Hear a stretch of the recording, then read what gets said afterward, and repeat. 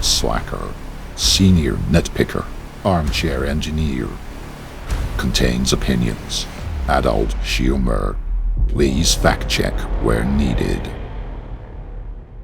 Hello, and welcome to the Canal and River Analysis Project, where we track highs, lows, and some occasional spectacular pileups.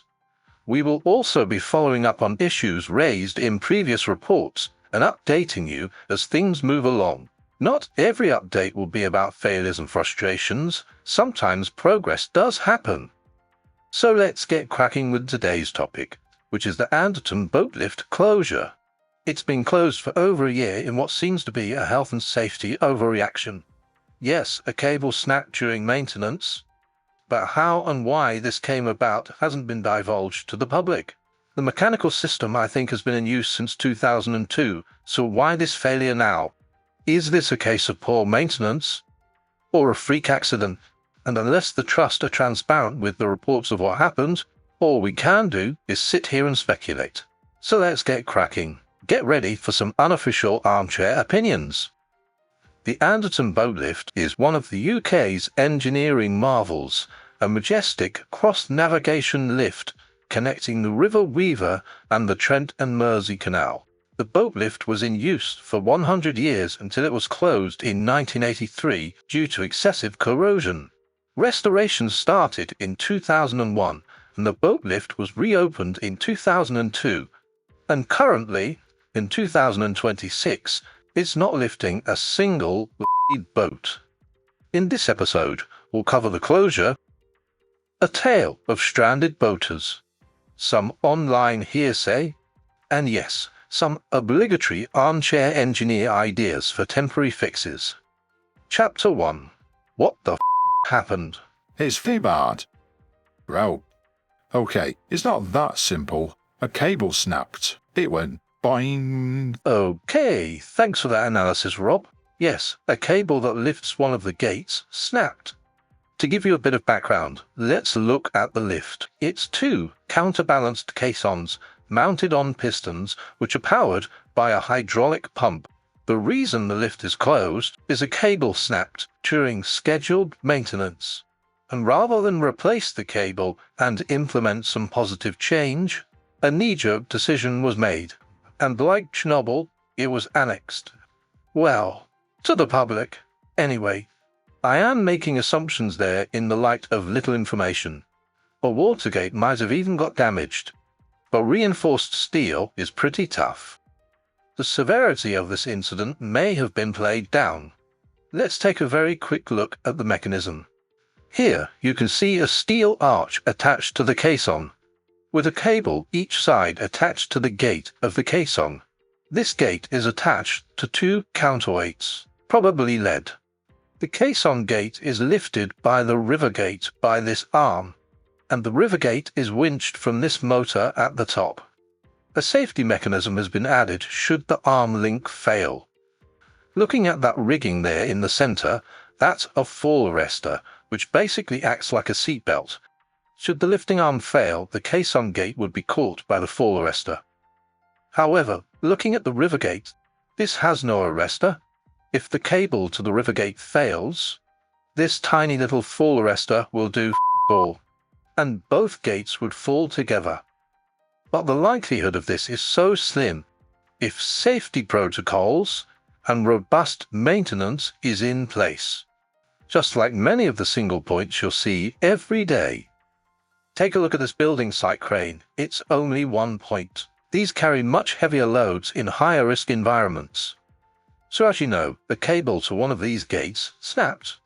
I hope this was during stress testing. Or were mistakes made during maintenance that exposed flaws in the system? But as the public aren't privy to the HSC report, we're just guessing. This mechanism has been perfectly adequate since 2002 when it was installed. So why has it failed now?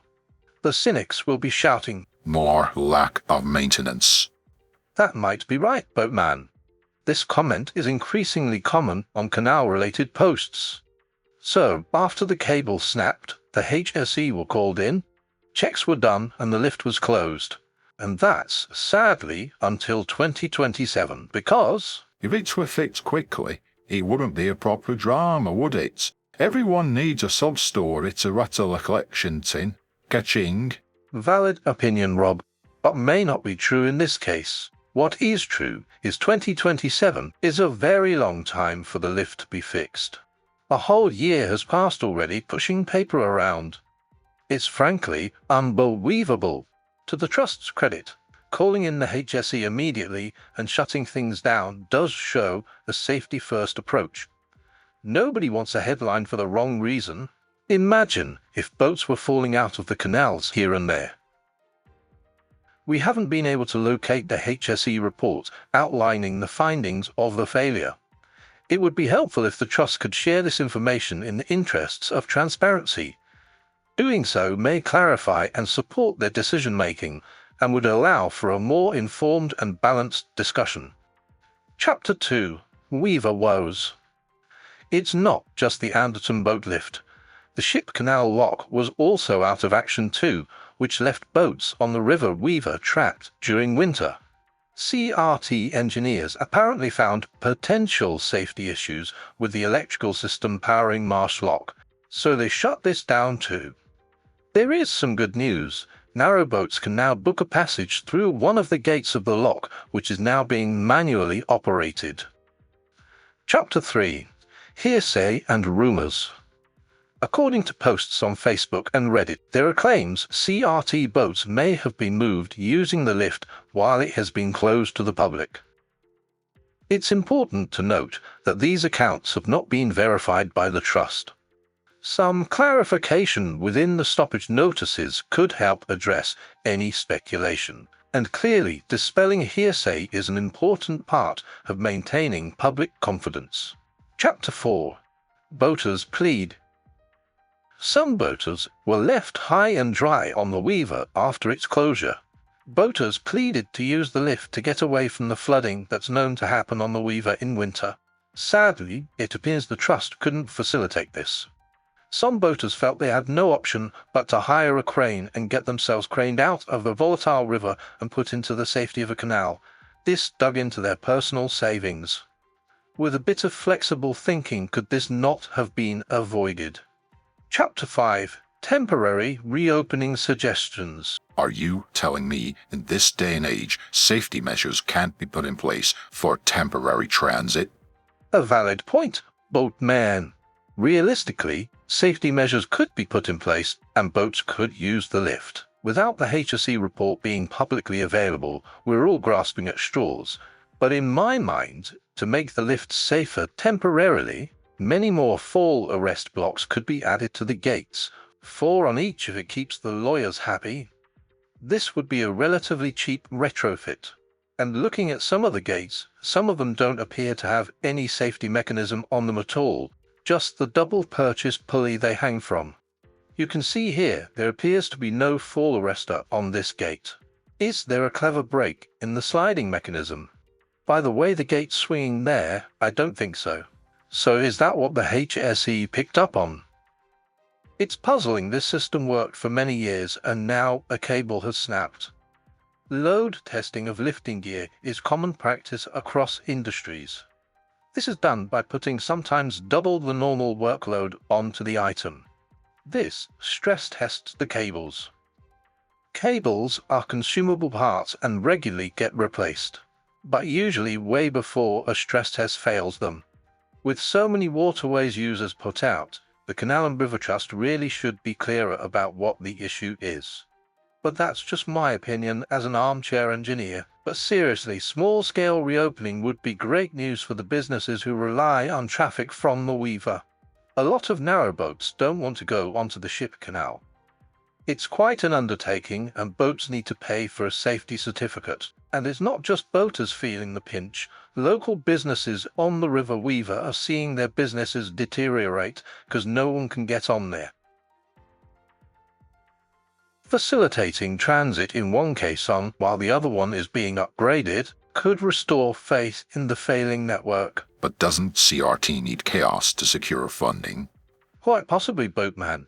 But to be fair, the Trust shouldn't be relying on charity. The government funding needs to be increased and not cut. There's only so long you can expect a 250-year-old infrastructure to last. And right now, it's failing at a ridiculous rate.